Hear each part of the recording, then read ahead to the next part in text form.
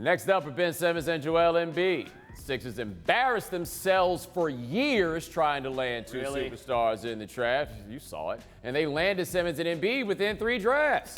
Good job, Hinkie. Embiid signed a max extension 2 seasons ago, and now Simmons has signed a 5-year, $170 million extension of his own. Now, our guy Ryan Russillo wonders if Simmons, with his utter lack of jump shot, is a bad fit with Embiid. Pablo, does it worry you too? It does worry me, and Ben Simmons' #1 goal should obviously be to learn how to shoot.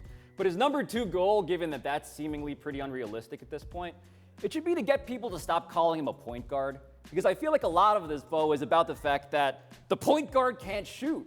But what if you reframed him as what he actually is, which is a big man, a power forward who has incredible speed, incredible size, handle, court vision, and then it becomes a question of, is it a problem if the Sixers' 2 best players are their center and their power forward? And yes, I am worried about that given spacing and giving all the stuff about what you need if you're a big man, but it's not that weird if you reframe it in that way. It is in 2019. You talk about the modern basketball environment and all this stuff. How many power forwards can't shoot? Forget about can't shoot. How many power forwards don't shoot? We're not talking about, wow, he can't make a shot outside of 15 feet. We're saying he can't make a shot outside of the paint. Now, how does that work as a power forward? So you're basically treating this like Taco Bell. Don't think of it as Mexican food and you won't be disappointed. Okay, cool.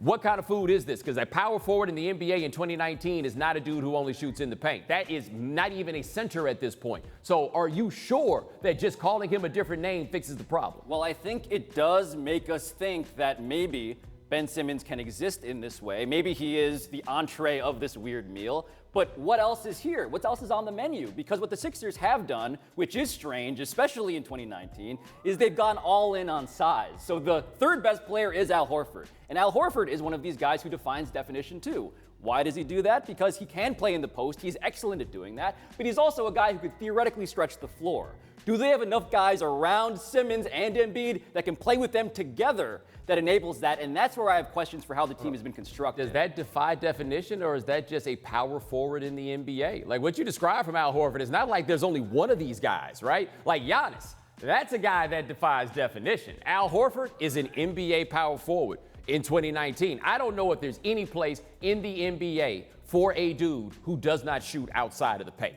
right? Like if you took some of the older centers from back in the day and dropped them off here, if they can't do anything but on the block, there's no place for him. Think about a dude like Roy Hibbert, who went from being one of the best defensive players in the league to out of the league basically in 3 years. Ben Simmons has no more perimeter repertoire than Roy Hibbert does. But hold on, there is a massive gulf between Roy Hibbert and Ben Simmons. Ben Simmons is on a team that just took the NBA championships to 7 games. Ben Simmons is a player who is so much more gifted than Roy Hibbert was in the all-around sense. But that's why he's not out of the league. But I'm asking, what, like you say, if he's not a point guard, there's no position that he plays other than point guard. Point guard is the best position that he plays because at least he's got the ball in his hands and there's a skill that he's got that he's really strong in that he can use all the time. If you turn him into a power forward, what does he then become? He becomes useless almost. I have many concerns about the fact that I have made as many three-pointers in college and the NBA as Ben Simmons. But you mentioned Giannis before. It does seem like the Sixers are structured to play the Bucks. And what do they do when they play the Bucks?